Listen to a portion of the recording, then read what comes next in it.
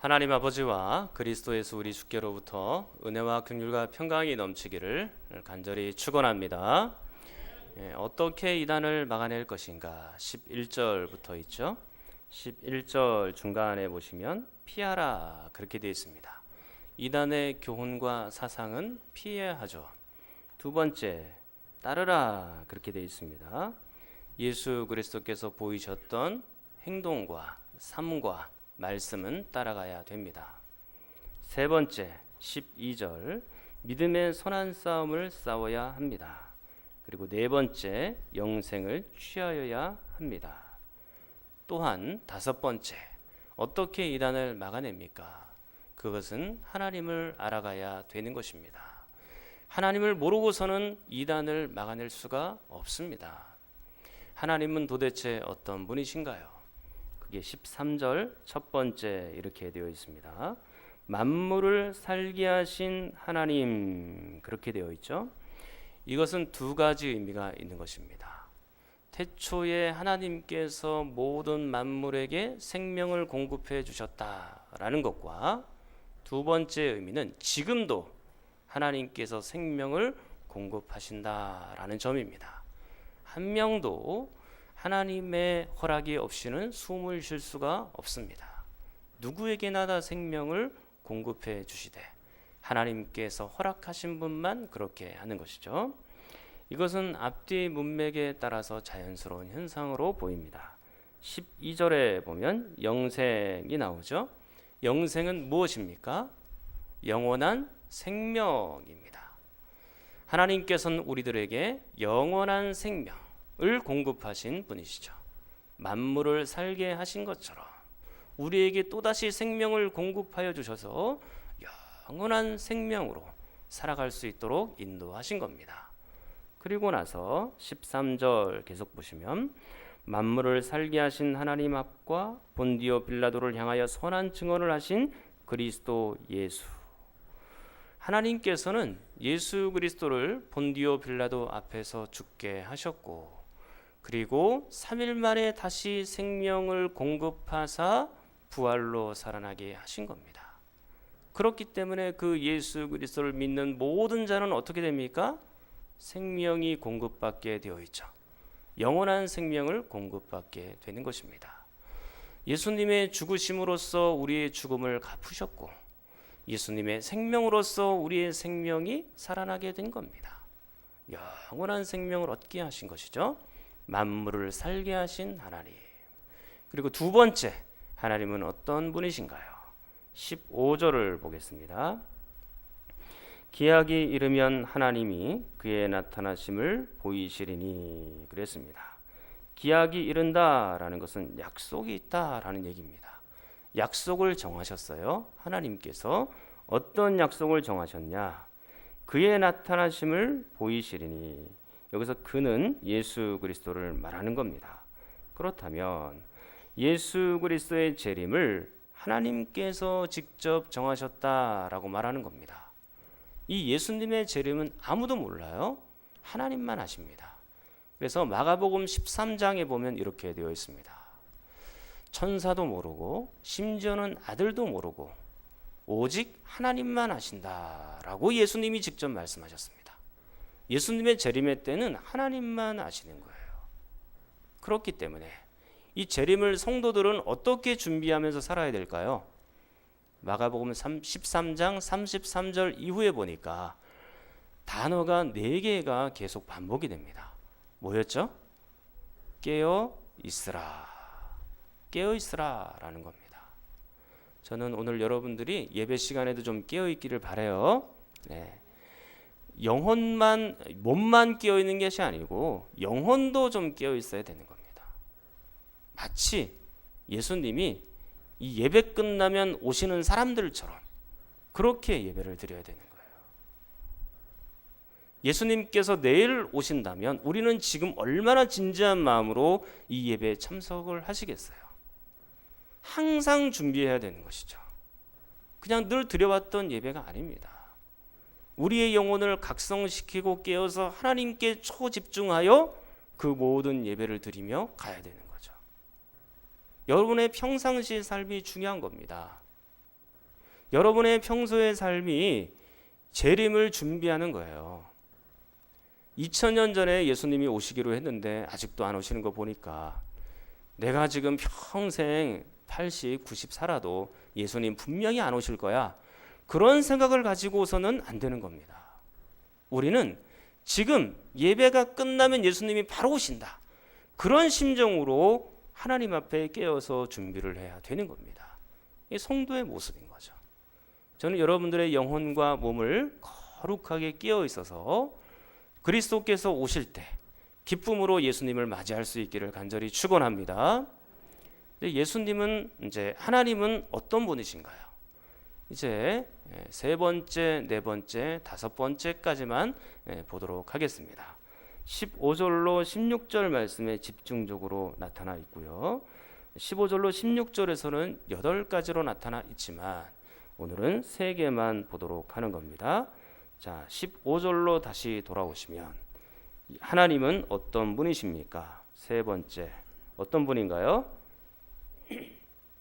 하나님은 복되신 분이다. 그렇게 표현되어 있습니다. 하나님은 복을 받은 분입니다. 이런 의미거든요. 근데 이 문장이 좀 어색하게 생각이 되죠. 이 말씀은요, 이미 디모데전서 1장 11절에 기록이 되어 있는 말씀입니다. 자, 11절을 한번 볼게요. 디모데전서 1장 11절.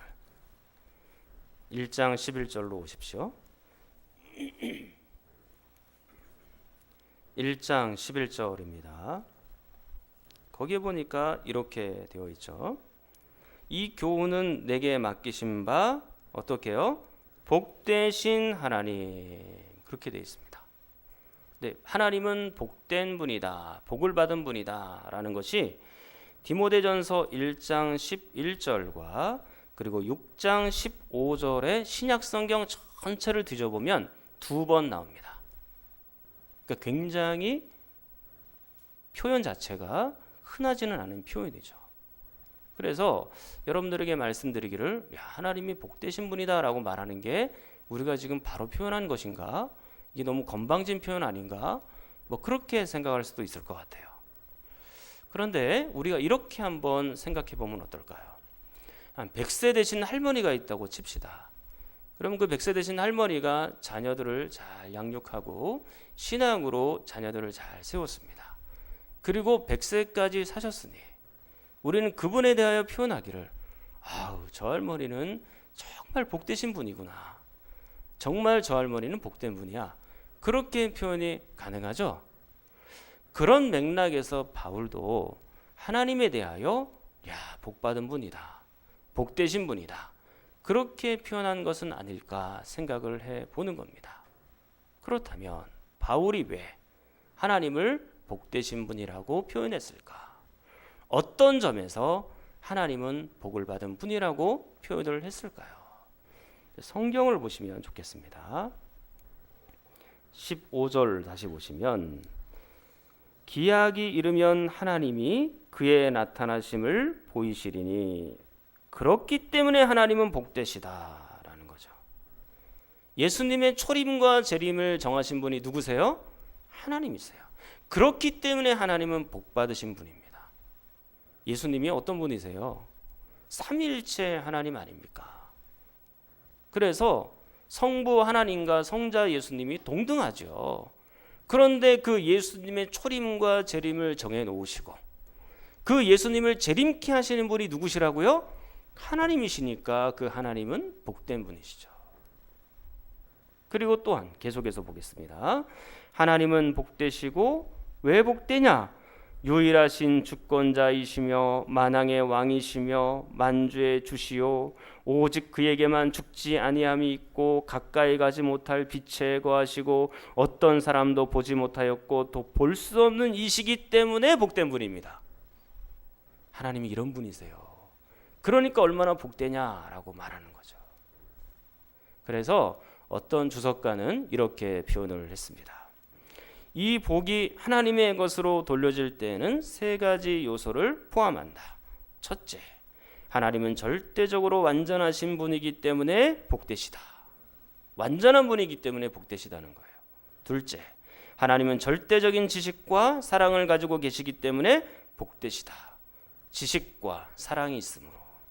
그리고 셋째, 하나님은 절대적으로 스스로 만족하는 분이시기 때문에 복되시다. 그랬습니다. 스스로 만족하시기 때문에.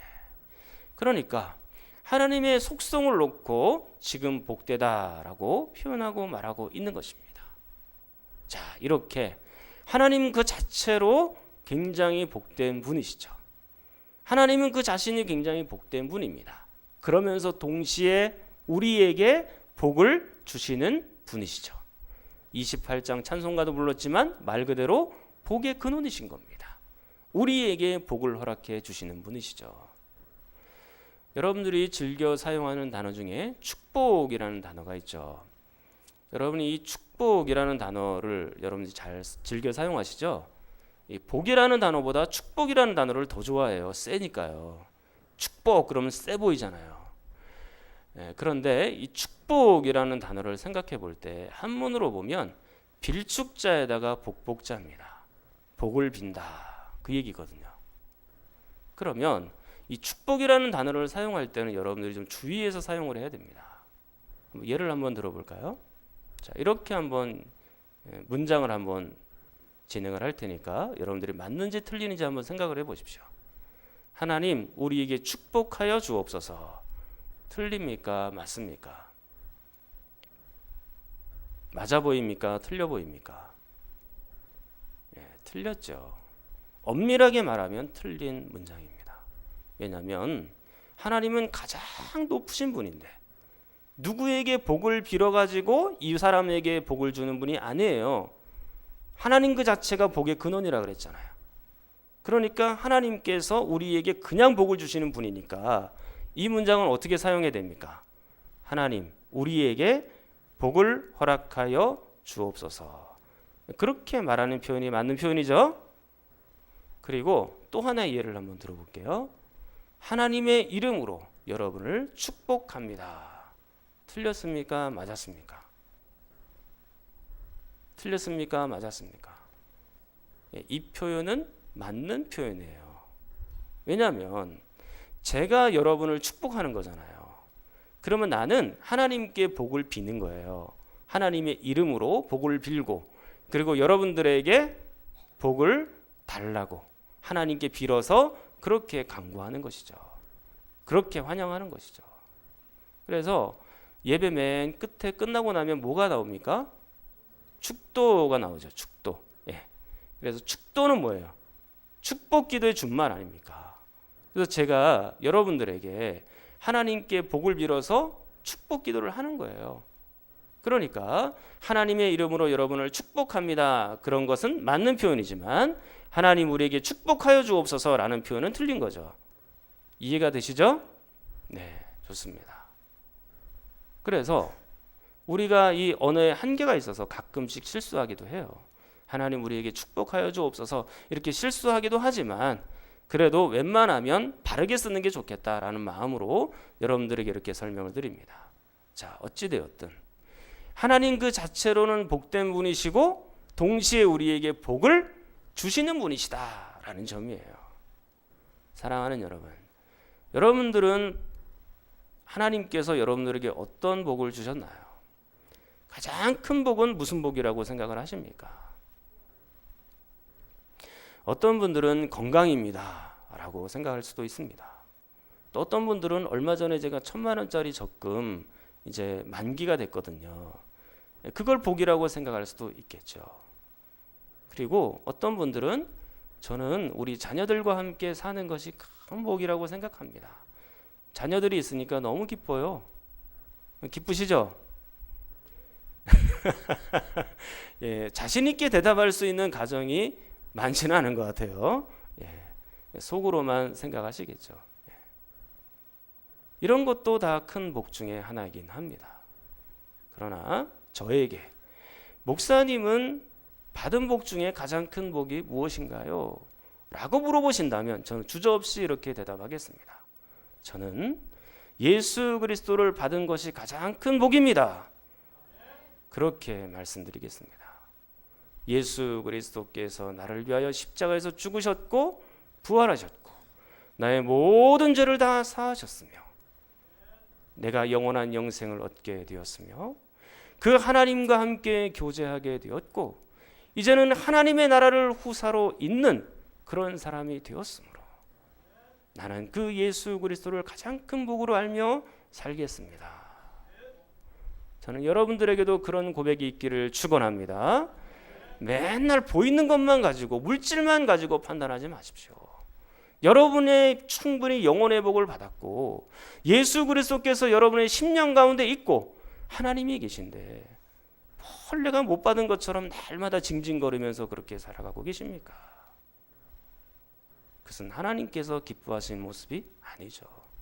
감사하며 모든 일을 만족하며 기뻐하며 그리고 영혼의 복을 받은 것으로 마음속에 참 하나님 앞에 영광 돌리며 그렇게 사는 삶이 진정한 성도의 삶인 것이죠. 하나님은 어떤 분이십니까? 이제 네 번째입니다. 자, 하나님은 15절 다시 6장 15절에 보니까 어떤 분이라고 되어 있나요? 유일하신 분이다 그렇게 되어 있습니다. 이것은 이미 디모데전서 1장 17절에 보았기 때문에 간단하게 볼 겁니다. 1장 17절에는 어떻게 되어 있습니까? 자, 여러분들이 한번 읽어볼까요? 1장 17절. 자, 시작.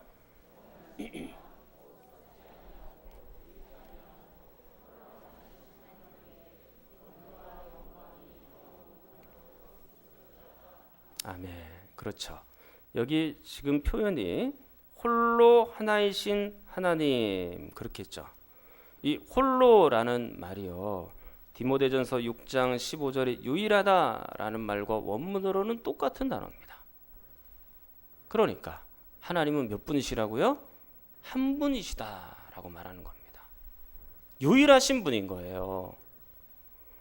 여러분 소요리 문답 5번 기억하십니까? 5번 문제가 어떻죠? 하나님은 한 분이시니 또 다른 신이 있습니까? 그렇게 묻고 있죠. 기억나시죠? 하나님은 한 분이신데 또 다른 신이 존재합니까? 라고 묻고 있는 거예요. 답은 뭐예요? 한 분이시니 그는 살아계시고 참되신 하나님이십니다. 그렇게 되어 있죠. 참되신 하나님, 진짜 신은 오직 누구밖에 없어요? 하나님밖에 없다라고 말하는 거예요. 세상에서는 수많은 신을 이야기하죠. 너무나도 많은 신을 얘기합니다. 정령 숭배 사상이나 인도의 힌두교 같은 경우에는 모든 것이 다 신이에요. 동물도 신이고 태양도 신이고 바위도 신이에요. 심지어는 이 컵 안에 있는 물도 신이 물신이죠. 물신. 예. 그리고 이 컵신입니다. 컵신. 컵에도 다 신이 있는 거예요. 예. 이 종, 이게 또 다 종신, 종신.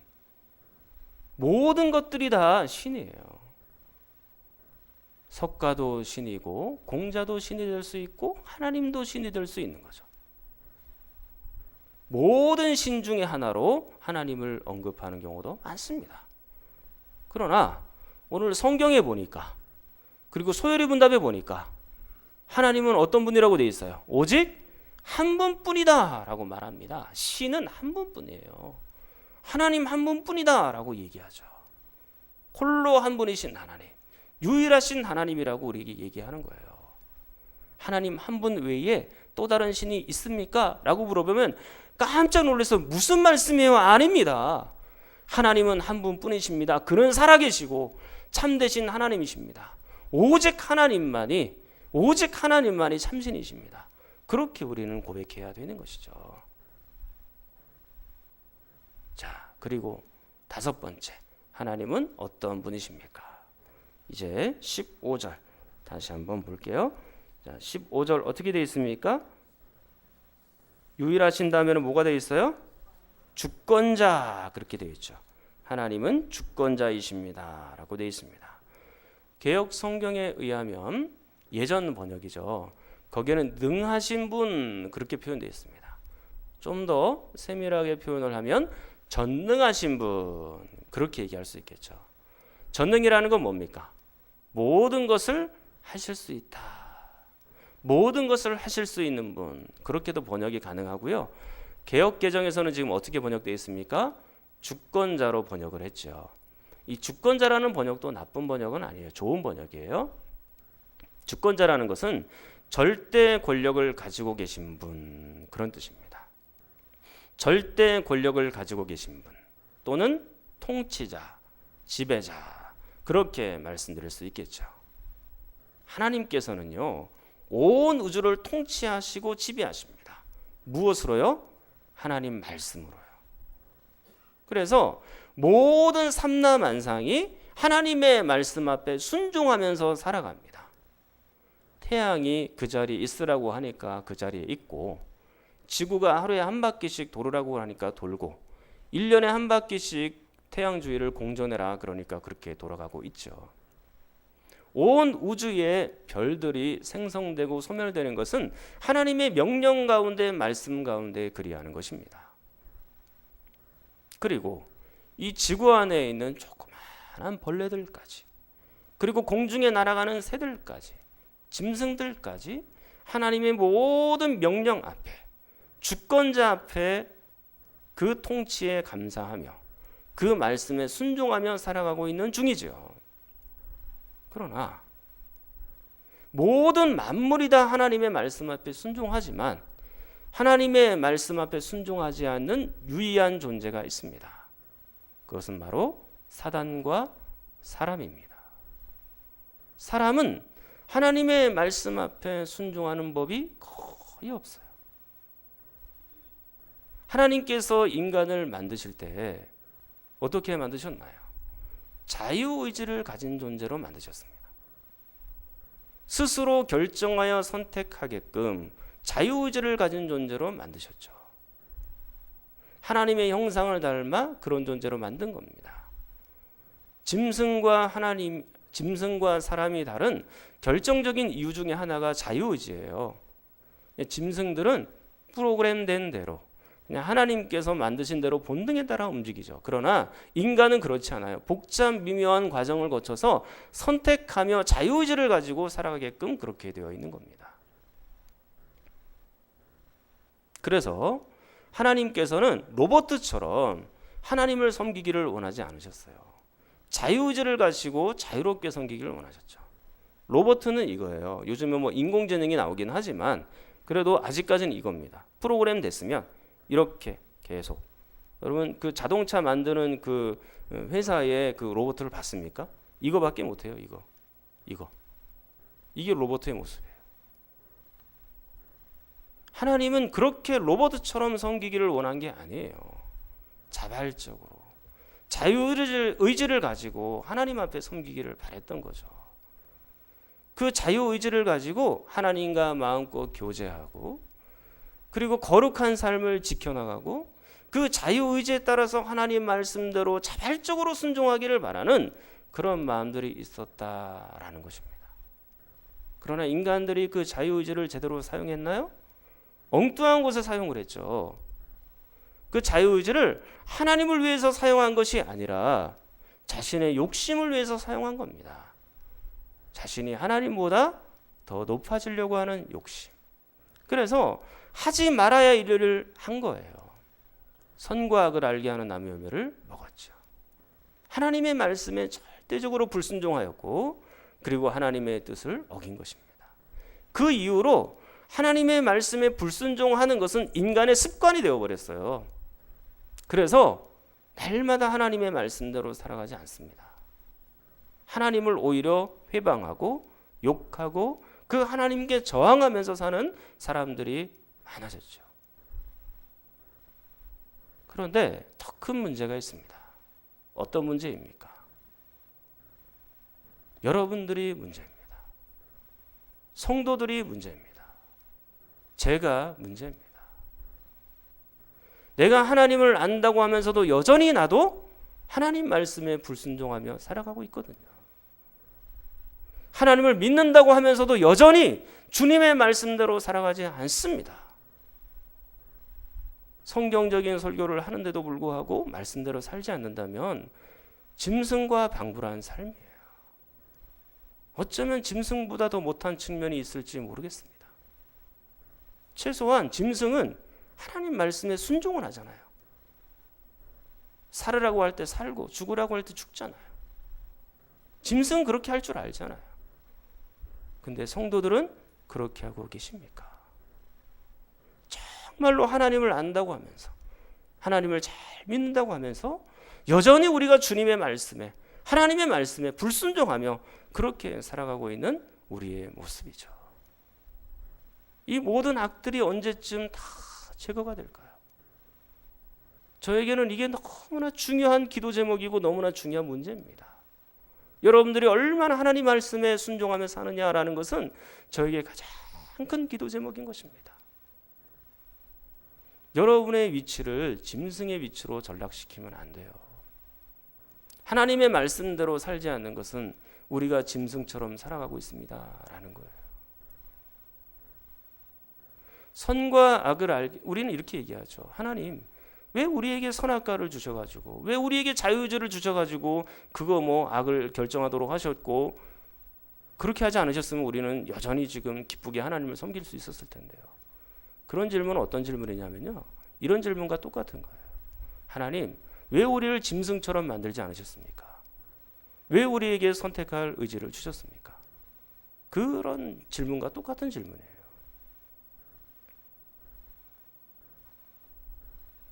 우리의 위치를 짐승처럼 낮추면 안 돼요.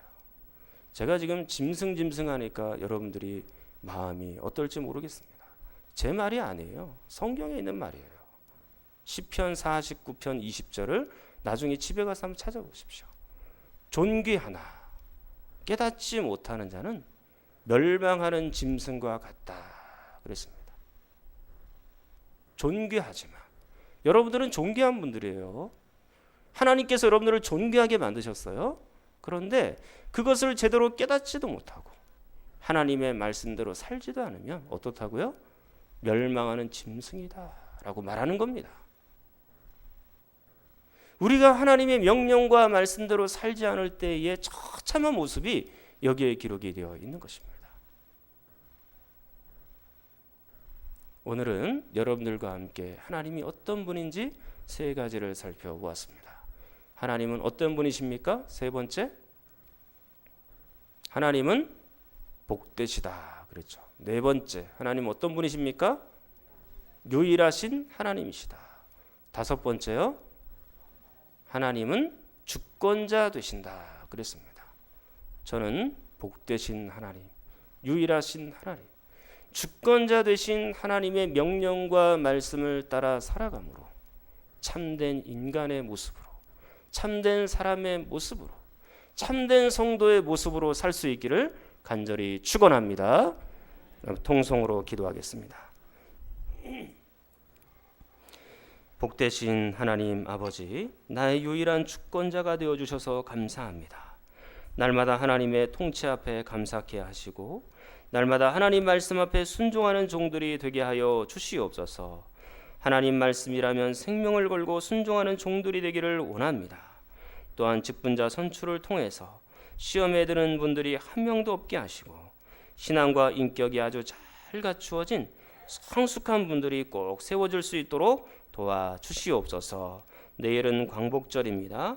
신자들이 이 민족을 더 사랑할 수 있도록 바른 나라, 하나님께 순종하는 나라 될 수 있도록 도와주옵소서. 우리 성경 장로님 골수검사 안전케 하심을 감사합니다. 앞으로도 계속하여 생명이 유지되도록 역사하여 주시고 또한 다른 환우들을 위해서도 함께 기도합니다.